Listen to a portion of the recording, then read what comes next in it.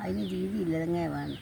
ഒരു ദോഷം കൂടാതെ എന്നെ കൊണ്ടുവന്നിട്ടി പെരിയവൻ കാട്ടിലിട്ട് ചൂടൻ പോവാ. ഒരു ഷേനു തോന്നിയോ ദൈവമേ, ദുരിതം നമ്മുടെ നാരായണ നമ്പു. ഉടനുണർന്നു ഈടെ മോഹിച്ചും ചുടുചൂടെ നെടുവീർത്തിട്ടു ജാനകി. കുടിലാകുന്തളം ഭൂമിയിലിട്ടവൾ ജടിലമാക്കിയും നാരായണ നമ്പു. അപ്പോഴേ വന്നു വാൽമീകി മഹർഷിയും അരികിൽ വന്നവളെ കൂട്ടിക്കൊണ്ടുപോ. അരികിൽ വന്നവളെ കൂട്ടിക്കൊണ്ടുപോ. ഉടജാസീമേനി നാരായണ നമ്പു. മകളെ എൻ്റെ കൂടെ നീ വന്നിടു, നിനക്കുള്ള നാരിമാർ ഉണ്ട്.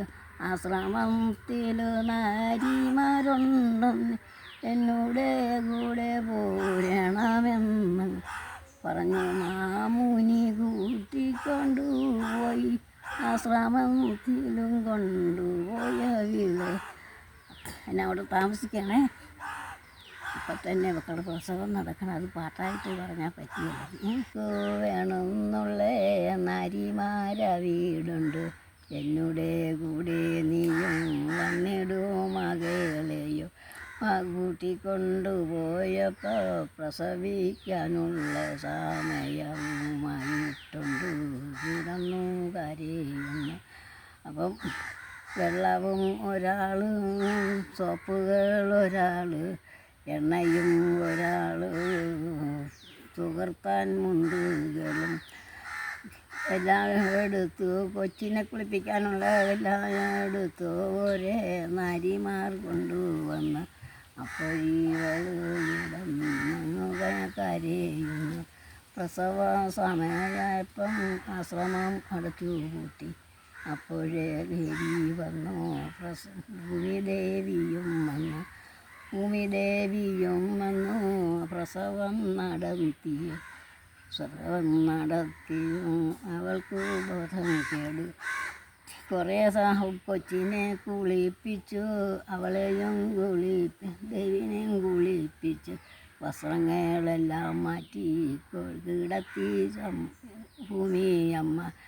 അതെല്ലാം കഴിഞ്ഞിട്ടും ഇവൾക്ക് ബോധമില്ല.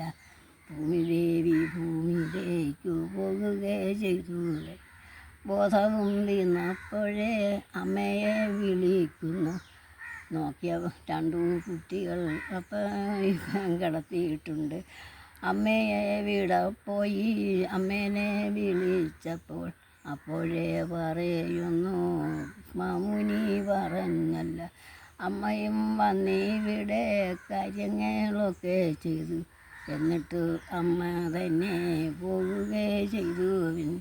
ഇനിയും മേലാലമ്മ വരികയില്ല മോളെ എന്ന് പറഞ്ഞു തന്നെ സമാധാനമാക്കി. ഞാൻ ഒരിക്കലും വരികയില്ല.